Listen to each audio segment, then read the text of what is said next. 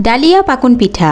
এই পিঠাটা দেখতে অনেক সুন্দর, আসলে কিন্তু খুবই সুন্দর একটি পিঠা। এটা দেখে যেন মনে হচ্ছে ডালিয়া ফুল ফুটে আছে, ঠিক তাই না? দেখুন কত সুন্দর দেখতে। আমি একটু কাছে এনে দেখাচ্ছি। দেখুন ফুলগুলো মনে হচ্ছে যেন ফুটন্ত একটি ডালিয়া ফুল।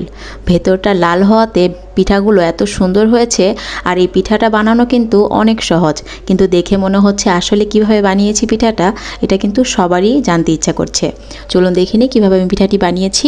আমি এখানে গরম পানিতে সামান্য একটু লবণ দিয়ে গরম পানি বসিয়ে দিয়েছিলাম। যখন বলক চলে এসেছে তখন চাউলের গুঁড়ো অ্যাড করে দিয়েছি। আমি অন্য পিঠাও বানাবো, তাই এখানে আমি চাউলের গুঁড়োটা বেশি নিয়েছি। আপনারা যতটুকু বানাবেন ওই পরিমাণ চাউলের গুঁড়োটা অ্যাড করবেন, তাহলেই হয়ে যাবে। এখন আমি ঢেকে রেখে দেবো সেদ্ধ হওয়ার জন্য।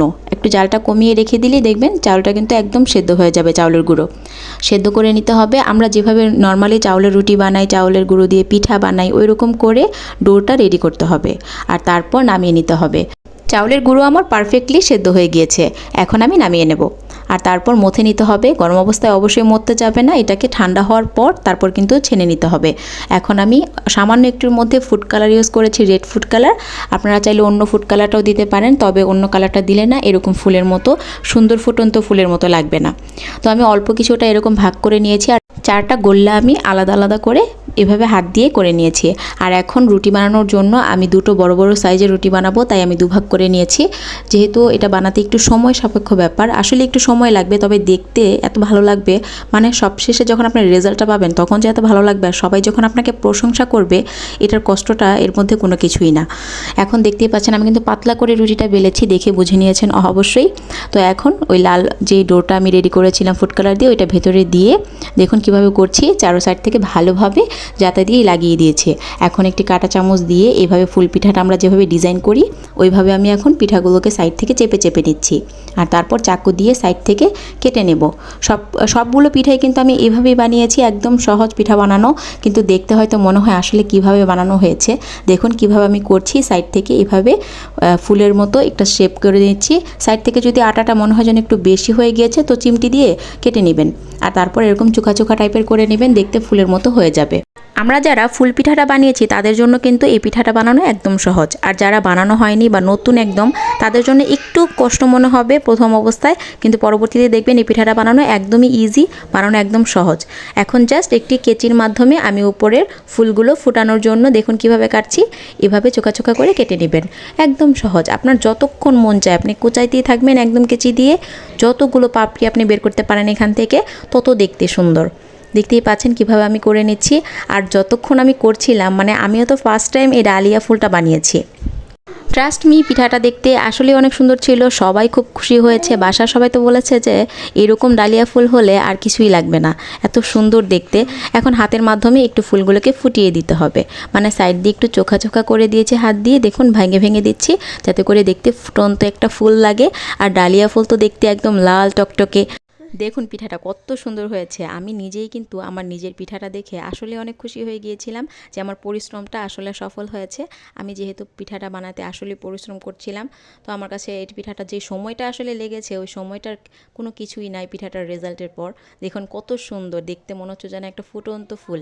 চারটা পিঠাই কিন্তু আমার বানানো হয়ে গিয়েছে। এখন চলুন পরবর্তী স্টেপটা আমরা দেখি। পিঠাগুলোকে শিরাতে ভিজাতে হবে, আর তাই প্রথমে আমি শিরাটাকে আগে রেডি করবো আর তারপর পিঠাগুলোকে আমি ভাজবো। শিরাটা আমি রেডি করছি। এখানে আমি 1 কাপ পরিমাণ পানি দিয়েছি আর চিনি দিয়েছি আমি 1 কাপ পরিমাণ। তো চিনিটা দেওয়ার পর এখন বলক ওঠার জন্য অপেক্ষা করতে হবে, আর দুটো এলাচ দিয়ে দিয়েছি, স্মেলটা ভালো আসবে। আর তারপর বলক ওঠার জন্য অপেক্ষা করতে হবে। এটা কিন্তু একদম শিরা যেরকম আঠালো হয়ে যায় একদম ওই রকম করে ফেলতে হবে না, জাস্ট এই যে কালারটা দেখুন চেঞ্জ হয়ে একটা রেড কালার চলে আসছে, তো তখনই নামিয়ে নিতে হবে পানিটা। তারপর দেখুন এখন আমি তেলে ভেজে নেব পিঠাগুলো। এই কড়াইতে আমি আরও পিঠা ভেজেছি, অন্য পিঠা, আর যার কারণে তেলটা লাল লাল লাগছে। তো এই পিঠাতেই এই তেলের মধ্যে আমি ভেজে নেব, কোনো সমস্যা নেই। তো পিঠাগুলো আমি ভেজে নিচ্ছি, আস্তে আস্তে ভেজে নিতে হবে, একদম লো আঁচে পিঠাগুলো ভেজে নিতে হবে, আর নয়তো কিন্তু ভিতরে কাঁচা থেকে যাবে।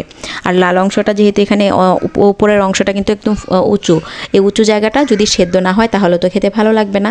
আমি একদম লো হিটে ভেজে নিচ্ছি, দেখতেই পাচ্ছেন। পিঠাগুলোকে যখন ভাজতেছিলাম একটুর জন্য আমি মানে কয়েক সেকেন্ডের জন্য আমি একটু সরেছি, এমনিতে দাঁড়িয়ে আছি, পিঠাগুলো আমার ভাজতে সময় লাগছিল, তো আমি একটু যে বসেছি বা ফেসবুকে একটু ঘাটাঘাটি করছিলাম যে আমার ভিউগুলো কতটুকু কতটুকু আসছে বা কী সব কিছু দেখতে গেছি। তো এই ফাঁকে আমার একটা পিঠা একদম পুড়ে ছাই হয়ে গিয়েছে।